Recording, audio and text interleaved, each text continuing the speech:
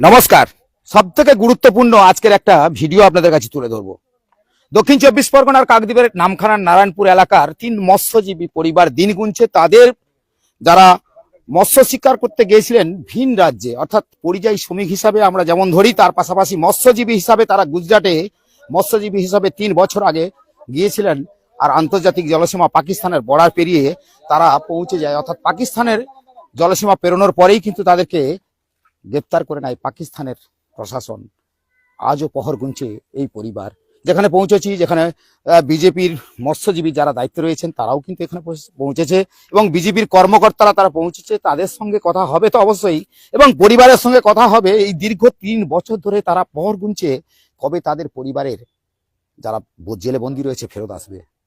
আর তাদের তো এই অবস্থা দেখতেই পাচ্ছেন। এটা দক্ষিণ চব্বিশ পরগনার নারায়ণপুর এলাকার নান্দাভাঙ্গা এলাকা, যেখানে তারা এই জায়গাতে বসবাস করে রয়েছে। তাদের বাড়ি ঘরদর কেমন রয়েছে, এখানকার মানুষজন তারা পাশাপাশি রয়েছে, তারাও কিন্তু দীর্ঘ অপেক্ষা করে রয়েছে কবে তাদের এই পরিবারের কাছে পৌঁছবে। ভারত সরকার কতটা তদারকি করেছে এবং বাংলার যে সরকার রয়েছে তারাও কতটা তদারকি করেছে সে ব্যাপারে, যেহেতু মৎস্যজীবীর এই মুহূর্তে বিজেপির যিনি দায়িত্ব রয়েছেন ওনার সঙ্গেই কথা বলা, তার পাশাপাশি পরিবারের লোকজনের সঙ্গে কথা বলা, তারা কি বলছেন। দাদা নমস্কার, আমরা গ্রামীণ কৃষি শিল্প সমাচার পক্ষ থেকে আপনাদের কাছে এসেছি এবং জানতে চাইছি যে এই যে 3টে পরিবার তারা পহর গুনছে, তারা ভিন রাজ্যে যেখানে কাজ ছিল না, সেক্ষেত্রে তাদের গুজরাটে কাজ করতে যেতে হয়, তারপরে কি পরিস্থিতি, এখনো জেলে বন্দী, কি বলবেন? দেখুন, আজকের পশ্চিমবঙ্গ সরকার ভাতা ভিক্ষা দিয়ে পশ্চিমবঙ্গবাসীকে চালাচ্ছে।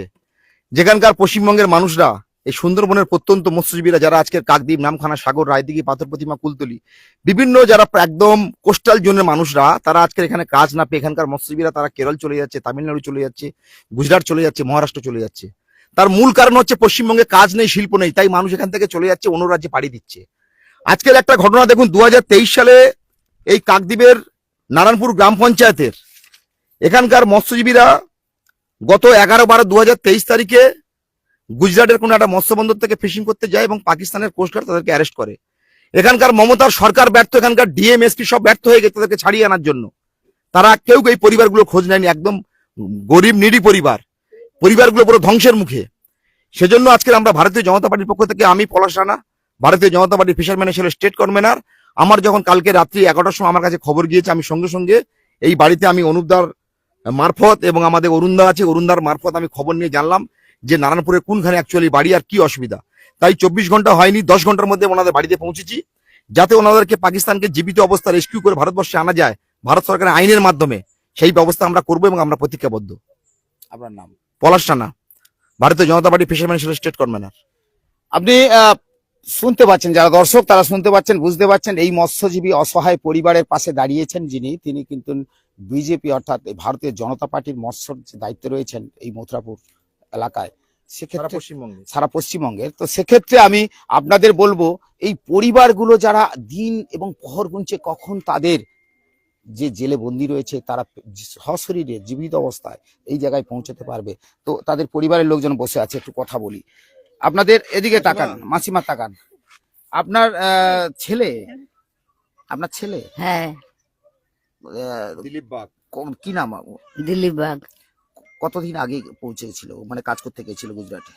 আমি বলতে পারবো না, পড়াশোনা জানেন তো, বলতে আপনার পারবো না। ছেলে কাজ করতে গেছিল কত বছর আগে? 2 বছর আগে। 2 বছর আগে। তো এখন কোথায় আছেন খবর পেয়েছেন? না। ছেলের বয়স কত? 40। 40 বছর। কি কাজ করতো মূলত? ওই মৎস্যজীবী ট্রলারে মাছ শাক ধরা, মাছ। ছেলের ছবি রয়েছে? হ্যাঁ। দেখি ছেলের ছবিটা নিয়ে আসুন তো, একটু ক্যামেরাটা এদিকে নিয়ে আসুন তো। এই আপনার ছেলে, একটু দেখতেই পাচ্ছেন আপনারা, যারা দর্শক দেখতে পাচ্ছেন, এই ছেলে, অর্থাৎ এই মায়ের এখন একটাই আর্তনাদ, সেই কবে বাড়ি ফিরবে। কি নাম ছেলের? দিলীপ বাগ। দিলীপ বাগ কবে বাড়ি ফিরবে।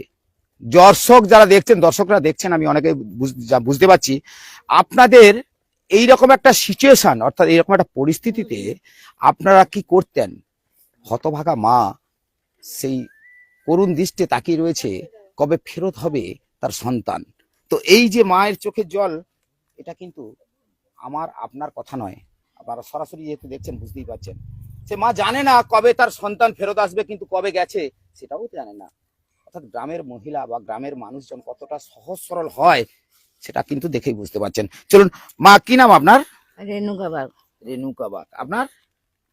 পার্বতী পার্বতী মন্ডল। আপনার কে গেছে? আমার স্বামী গেছে স্বামী গেছে। কতদিন হলো? 3 বছর। 3 বছর। আপনারা এই যে রাজ্য সরকারের যারা মৎস্যের দায়িত্ব রয়েছে তাদেরকে জানিয়েছিলেন? জানিয়েছিলাম, কি বললো তারা?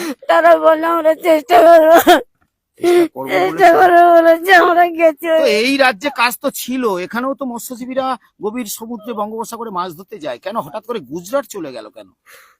বলে এখানটায় পয়সা হবে, যাই সবাই বাড়ি যাচ্ছে, 4-5 জন যে একসঙ্গে গেছে, ওই জন্য গেছে। তারপরেই এরকম একটা পরিস্থিতি। হ্যাঁ, কত বছর হলো? 3 বছর। কি নাম আপনার স্বামীর নাম? কাশীনাথ মন্ডল। কাশীনাথ মন্ডল। আপনার কি নাম? আমি পার্বতী মন্ডল। অর্থাৎ দর্শক যারা দেখছেন, আপনাদের কি বলবো, স্বামীর জন্য কেউ কেউ ছেলের জন্য। আপনার কে হয়? আমার স্বামী। আপনারও স্বামী। আপনার স্বামী কোথায়? ছবি দেখি, ছবিটা দেখান তো, ছবিটা দেখান। কত বছর গেছে ওই একই সঙ্গে? কি নাম? 3 বছর। তপন মহাপাত্র। তো এরা এই রাজ্যে কি কাজ কর্মসংস্থান নেই? এখানকার মুখ্যমন্ত্রী বলছে সমশ্রী প্রকল্প চালু করেছে, তাদের যারা বাইরে চলে যাচ্ছে তাদের জন্য কাজের ব্যবস্থা করেছে। তার ফলেও এটা ইদানিংকালে হয়েছে, কিন্তু যেহেতু আগে চলে গেছিল তাই। হ্যাঁ, সবাই তো চায় যে যেখানে 2 পয়সা পাবে সেখানে যাবে। ওনারা জানে ওখানে পয়সা পাবে, ওর জন্য ওখানে গেছে। ওখানে গিয়ে যে ওরকম ধরা পড়বে বলে কি ওরা না ওকে জানতো? এখন কবে ফেরত আসবে? আমরা চাই যেন সবাই মিলে যেন সাহায্য করে আমার স্বামীকে যেন আমার বাড়িতে ফিরিয়ে দেয়। আর কিচ্ছু চাই না ওনাদের কাছে। আমি হাত জোড়ে করে বলছি আমার স্বামীকে ফিরিয়ে দাও। এই 3 বছর খুব খুব কষ্টে আমরা খুব আছি, 2 ছেলে নিয়ে খুব কষ্ট করছি। আপনার বাড়ি কোথায়? লোকের বাড়ি কাজ করে খাই, সাহায্য করে, পাড়া প্রতিবেশী সব দেয়। আমার বাড়ি এইখানে নান্দাভাঙ্গায়। নান্দাভাঙ্গা। কি নাম আপনার? মমতা মহাপাত্র। মমতা মহাপাত্র। নামটা শুনে মনে হচ্ছে মমতা, সে মমতা আজকের আর তার মমতাই নেই, কারণ সে কাকে মমতা দেখাবে? স্বামী রয়েছে পাকিস্তানের জেলবন্দি, আর বর্তমান সরকারের যারা দায়িত্ব রয়েছে তাদের কাছে পৌঁছেছিল এই মমতা বলো, আর যারা 3টে পরিবার তারা পৌঁছেছিল, তাদের চোখের জল আর কিন্তু আটকাচ্ছে না, কারণ কবে ফিরবে সশরীরে তাদের এই যে যারা এখনো সেই জায়গায় আটকে রয়েছে। তবে হ্যাঁ, তদারকি করছে যারা, তারা কিন্তু আমাদেরকে কথা দিয়েছে, ক্যামেরার মুখোমুখি কিন্তু দর্শক যেমন দেখছেন কথা কিন্তু দিয়েছে ভারতীয় জনতা পার্টির, যে আমরা কেন্দ্রীয় সরকারের পক্ষ থেকে তাদের পরিবারের কাছে পৌঁছে দেব। আপনি এখানকার প্রতিবেশী, এরকম একটা পরিস্থিতি, কি বলবেন? যখন আমাদের ধরা পড়ে যায় আমাদের কাছে জানে, আমরা কিন্তু এই জনতা পার্টিটাই করি। আপনার এই যে পরিস্থিতি, কি বলবেন? পরিস্থিতি খুবই খারাপ। এলাকাবাসী তো? হ্যাঁ, এলাকাবাসী। আমরা কি করবো, যেটি জানানো দরকার জানাইছি, এ পর্যন্ত ছাড় হয়নি। রাজ্য সরকারের মৎস্য দপ্তর রয়েছে, সেখানে কি আপনারা জানিয়েছিলেন? নিশ্চয়ই জানিয়েছি, আমরা পাঠিয়েছিলাম। কি তাতে কি হয়েছে? কি হয়েছে বাড়ির লোক বলে, বাড়ির লোক তো বলছে কোনো রকমের কোনো রেসপন্স রেস্ট তো পাইনি। তার জন্য তো 3 বছর আজকে আমাদের ওয়েট করতে হচ্ছে। তার আমরা জনতা পার্টির দিকে তাকিয়েছি। জনতা পার্টির যিনি দায়িত্বে আছেন উনি কথা দিয়েছেন আপনাদের জন্য এ করছেন, উনি ক্যামেরার মুখোমুখি বলেছেন। হ্যাঁ, আমাদেরও ভরসা আছে আমাদের জনতা পার্টি যদি চেষ্টা কি করে। নাম আপনার? আমার নাম মঙ্গল বর্মন, এখানেই বাড়ি? এইখানেই বাড়ি, নান্দাভাঙ্গা। নান্দাভাঙ্গা। কি করেন আপনি?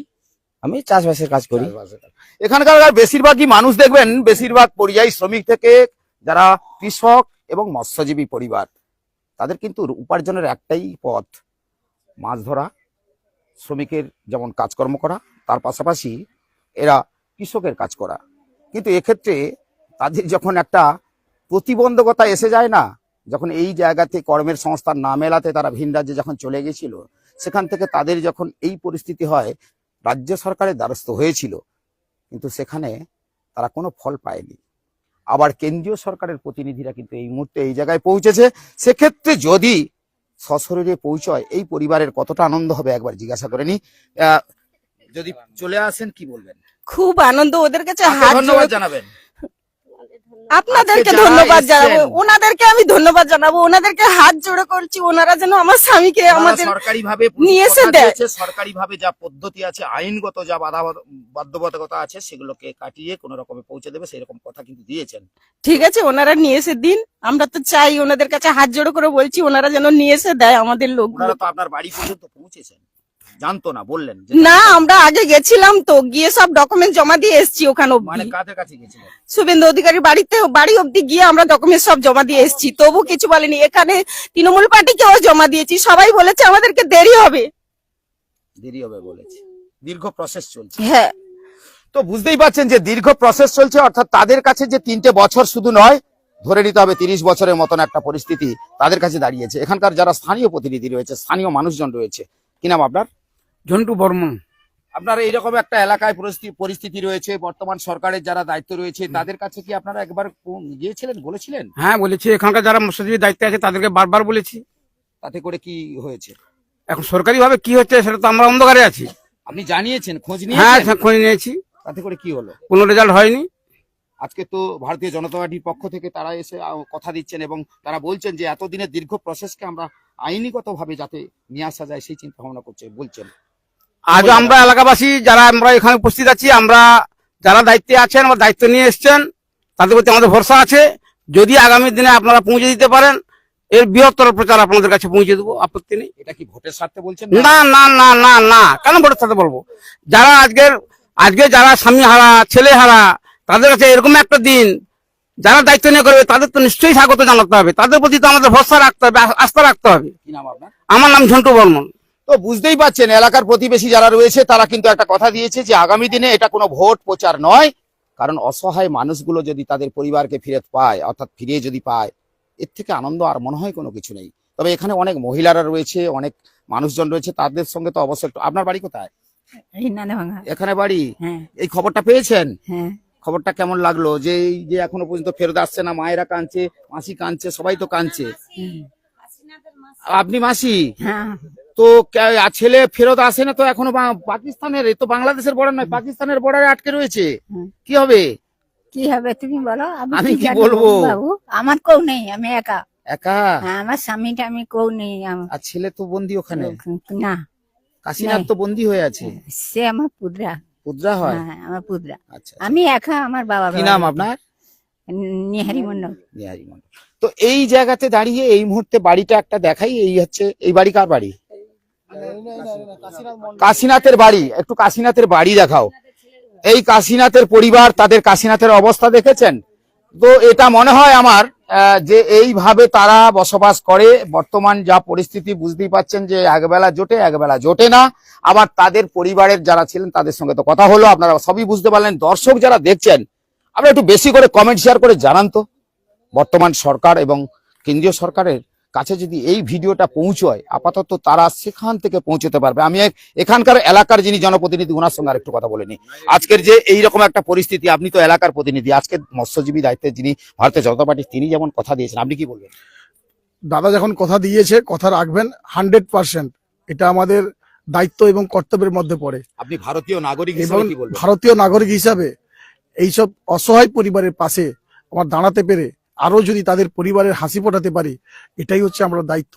এবং আমি ভারতীয় নাগরিক হিসাবে আমি চাই যে এরা পরিযায়ী শ্রমিক হয়ে না বাঁচুক, এরা রাজ্যে কাজ করুক। এবং আমরা চাইছি যে দাদার হাত ধরে। ক্ষেত্রে এরা পরিযায়ী শ্রমিক কথা বলছেন, কিন্তু রাজ্যের মুখ্যমন্ত্রী তো কথা দিয়েছিলেন সমষ্টি প্রকল্প তৈরি করে যাতে করে ভিন রাজ্যে যেতে না হয়, শ্রমিকরা এখানে কাজ পাবে, বারবার বলছে। কি বলবেন? সর্ববে মিথ্যা কথা। অনেক প্রকল্প চালু করেছে, কোনো প্রকল্প রাজ্য সরকার সঠিকভাবে চালাতে পারেনি। দুর্নীতি কাটমানিতে সব শেষ। এরা শুধু ভোটের সময় আসবে, পরিযায়ী হিসাবে মানুষকে কিছু দান ধ্যান করবে, আর বাদ বাকি কোনো কিছু নেই। আর আমরা ভারতীয় জনতা পার্টির পক্ষ থেকে আজকের কথা দিয়েছি ওনাদের সামনে। এবং দাদার আমাদের মৎস্যজীবী যিনি স্টেটের কনভেনার আছেন, উনিও কথা দিয়েছেন ওনাদের পরিবারের, যেহেতু হাসি ফোটানোর একটা রোজগারের যে কর্তা সে আছে জেলে, তার পরিবারের এই কর্তাকে যাতে ফেরত আনা যায় সেই চেষ্টা আমরা করছি। এটা আমাদের ভোট প্রচারের জন্য নয়, পরিবারের মুখে হাসি ফোটানোর জন্য। এটা বর্তমান তাদের তো আর্থিক সচ্ছলতা অনেকটাই দুর্বল হয়ে গেছে, সেক্ষেত্রে কি বলবেন? হ্যাঁ নিশ্চিত, আমরা দাদার কাছে আলোচনা করেছি এবং উনি দায়িত্ব নিয়েছেন। উনি কি সহযোগিতা করেন এবং করবেনও, কথা দিয়েছেন। উনি কথা দিয়েছেন উনি পরিবারের পাশে দাঁড়াবেন এবং যতদিন না আসবেন উনি সঙ্গে থাকবেন। আপনার নাম? আমার নাম হচ্ছে অনুপ সামন্ত, ভারতীয় জনতা পার্টি মথুরাপুর সাংগঠনিক জেলার অফিস সেক্রেটারি। তো অর্থাৎ বুঝতেই পারলেন, যারা দর্শক যারা দেখতে পাচ্ছেন এখানে অনেক মহিলারা মারা দাঁড়িয়ে রয়েছে, ওনাদের সঙ্গে একটু কথা বলা। আপনার এলাকায় তো এখানে বাড়ি, তো এইরকম একটা পরিস্থিতি যখন হচ্ছিল আপনারা জানতে পেরেছিলেন? তো এর আগে কাউকে বলেছিলেন? আপনারা বলেননি কাউকে, শুধু শুনেছেন? ফেরত আসুক চাইছেন তো? হ্যাঁ আপনারা কি বলছেন, ফেরত আসুক চাইছেন তো? হ্যাঁ আমরা চাই যে সশরীরে আপনার এখানে নাদনা ভাঙা এলাকায় ফেরত আসুক, আপনার এলাকার ছেলে তো? হ্যাঁ আমাদের কি নাম আপনার? সন্ধ্যা জানা। তো এই জায়গায় ফেরত আসুক, হ্যাঁ সবাই চাইছে ফেরত আসুক। সবাই চাইছে। সবাই চাইছে ফেরত আসুক। আপনিও চাইছেন তো? সবাই চাইবে। আপনারা সবাই চাইছেন, চাই। অর্থাৎ বুঝতেই পারছেন সবাই চাইছে যে এখানে তাদের পরিবারের কাছে তাদের সন্তান ফেরত আসুক। আর এইরকম একটা সিচুয়েশন, এইরকম একটা মর্মান্তিক, মানে এটাকে আমরা কি ভাষায় বলতে পারি, আজকের যারা বর্তমান, আমি বলি না একটা কথা আপনাদেরকে বলি, দর্শক যারা দেখছে তাদেরকে একটা কথা বলে দিই, যে রাজনৈতিক ভেদাভেদ ভুলে যান। সমাজে যদি কিছু ভালো কিছু করতে হয়, আমার মনে হয় রাজনৈতিক ভেদাভেদ ভুলে গিয়ে এই যে পরিবারগুলো আজকের অসহায়, তারা কেউ কান্নাকাটি করছে, কেউ স্বামী ফিরে আসুক, কেউ ছেলে ফিরে আসুক, এই যে কান্নাকাটি তাদের, এই রকম একটা মুহূর্তে আমার মনে হয় আগামী দিনে সবাই যদি আমরা পাশে একত্রিত হয়ে দাঁড়াই, তাহলে এই পরিবারগুলো তারা কিন্তু সুরক্ষিত এবং সেখান থেকে ফেরত আসতে পারে। যদি তবুও কথা দিয়েছেন, যিনি দায়িত্বে ছিলেন তিনি কিন্তু একটা কথা দিয়েছে, তাদের পাশে থাকবেন। সবাই ভালো থাকবেন। এই ভিডিওটা বেশি বেশি করে, হ্যাঁ বলুন। মোদিজি, আপনি জানেন অভিনন্দন বর্তমান যখন পাকিস্তানে ধরা পড়েছিল, তাকে অক্ষত জীবিত অবস্থায় মোদিজি তাকে ভারতবর্ষে ফিরিয়ে এনেছিল, আপনারা সকলেই জানেন। কিছুদিন আগে আমরা কাকদ্বীপের 48 জন মৎস্যজীবীকে, একজন মারা গিয়েছিল বাংলাদেশ জেলে, 47 জনকে আমরা ফেরত নিয়ে এসেছি। এটা মোদিজির ভারতবর্ষ, এটা ভারতীয় জনতা পার্টির পরিচালিত ভারতবর্ষ। এই ভারতবর্ষের কোনো নাগরিক পাকিস্তান, বাংলাদেশ গিয়ে সেখানে বন্দী হবে, মারা যাবে, এই জিনিস হবে না।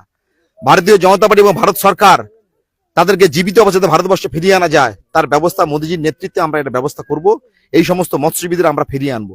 দ্বিতীয় কথা হচ্ছে, মমতা ব্যানার্জি এই সমুদ্র সাথী প্রকল্পের নাম করে যে 45 লক্ষ ফর্ম ফিল আপ করেছিল, আজকের যারা এই প্রান্তিক মানুষ মৎস্যজীবীরা, যারা পেটের দায়ে আজকে এই নামখানা সাগর থেকে, এখান থেকে কেরালা চলে যাচ্ছে, এখান থেকে অন্ধ্রপ্রদেশ চলে যাচ্ছে, উড়িষ্যা চলে, কেন তাদেরকে কেন যেতে হচ্ছে? মমতা ঘোষণা করেছিল লোকসভা নির্বাচনের আগে যে যখন আপনাদের ব্যান পিরিয়ড 15 এপ্রিল থেকে 15 জুন, এই 2 মাস আমরা সমস্ত মৎস্যজীবীদের ভাতা দেবো 5,000 টাকা করে। একটা ভাউতাবাজি সরকার, একটা নির্মম সরকার, এই সরকারকে উৎখাত করে ফেলতে হবে আমাদেরকে। কারণ এরা শুধুমাত্র মানুষের উপর ভাউতাবাজি দিয়ে আজকে মৎস্যজীবী পরিবারগুলোকে বিপদের মধ্যে বিপদগ্রস্ত করে রেখেছে। আজকের আমাদের পার্শ্ববর্তী রাজ্যগুলো মৎস্যজীবীরা, তারা কিন্তু তাদের জাল, নৌকো, তাদের সমস্ত সরঞ্জাম কিন্তু সরকারি সুবিধার মধ্যে পায়, যা পশ্চিমবঙ্গের মৎস্যজীবীরা পায় না। তাই আর পশ্চিমবঙ্গের মৎস্যজীবীদের এখানে মাছ না হলে, খরা দেখা দিলে, এখানকার মৎস্যজীবীদের চলে যেতে হচ্ছে কেরলা, তামিলনাড়ু, কর্ণাটকে চলে যেতে হচ্ছে। সেজন্য এরকম সরকার থেকে এখানকার পশ্চিমবঙ্গবাসী হিসাবে আমার আবেদন সমস্ত পশ্চিমবঙ্গবাসীর কাছে, যে পশ্চিমবঙ্গ থেকে এরকম একটা সরকার থেকে আমরা মুক্তি পেতে চাই, আর সেই মুক্তি আমরা 2026-এ ঘটাবো। তো এক্ষেত্রে আমরা দেখলাম যে মানুষের মধ্যে যেমন ক্ষোভ রয়েছে, সাধারণ মানুষের কথা যেমন শোনালাম, নেতৃত্বের কথা শোনালাম, সব থেকে বড় প্রশ্ন হচ্ছে তারা জেলবন্দি রয়েছে, কবে ফেরত আসবে, এটাই আমাদের এখন সব থেকে বড় প্রশ্ন, এটাই আমাদের দেখার। ভালো থাকবেন সবাই।